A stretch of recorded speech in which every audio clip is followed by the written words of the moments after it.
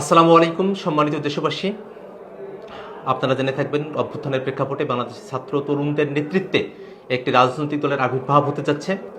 আমাদের এই রাজনৈতিক দলের আবির্ভাবের সঙ্গে যারা নিজেদেরকে সম্পৃক্ত রাখতে চান, যারা আমাদের শুভাকাঙ্ক্ষী আছেন, যারা আগ্রহী আছেন, তাদের সকলের উদ্দেশ্যে এই ভিডিও বার্তা আমরা উপস্থাপন করছি। আপনাদের সকলের কাছে আহ্বান থাকবে, সারা দেশের যে প্রান্তে আছেন, ঢাকা শহরে বা ঢাকা শহরের বাইরে, আপনারা সকলেই আপনাদের পক্ষে সম্ভব হলে আগামীকালের আত্মপ্রকাশ যে অনুষ্ঠান, সেখানে আপনারা অংশগ্রহণ করবেন। আমরা আশাবাদী আগামীকাল 28 ফেব্রুয়ারি শুক্রবার বিকেল 3 ঘটিকায় মানিক মিয়া এভিনিউ সংসদ ভবনের আশেপাশের যে জায়গাটা, সেখানেই আনুষ্ঠানিকভাবে আমরা আমাদের যাত্রা শুরু করতে পারবো। ইতিমধ্যে জাতীয় নাগরিক কমিটির বিভিন্ন থানা কমিটিতে যারা আছেন, তাদের মধ্যে একটা অস্পষ্টতার জায়গা তৈরি হয়েছে যে কমিটিগুলো বিলুপ্ত করা হলো কিনা।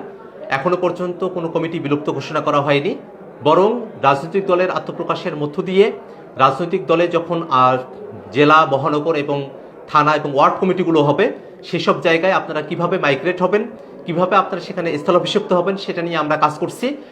এখনো পর্যন্ত আমাদের মধ্য থেকে জাতীয় নাগরিক কমিটির যে কার্যাবলী, সেটাকে একটি সিভিল প্ল্যাটফর্ম হিসেবে পরিচালনা করবার বিষয়ে আমরা সিদ্ধান্ত নিয়েছি, ঐক্যমত্যে পৌঁছেছি।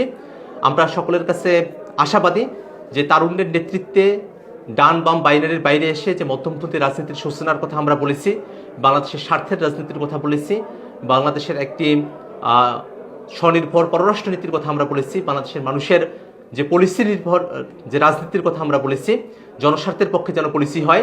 একই সাথে আমরা নাগরিক হিসেবে, মানুষ হিসেবে আমাদের যে অধিকার এবং মর্যাদার প্রশ্ন আছে, সেই প্রশ্নগুলোকে আমরা কিভাবে রাজনীতির মধ্য দিয়ে আদায় করতে পারি, সেই বক্তব্যগুলো আমরা জাতির সামনে উপস্থাপন করেছি।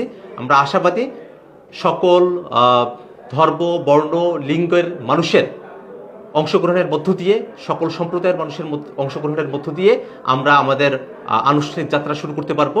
সেই যাত্রায় আপনাদের সকলের অংশগ্রহণ প্রত্যাশা করে আমি আমার ভিডিও বার্তা এখানেই শেষ করছি। ধন্যবাদ সকলকে।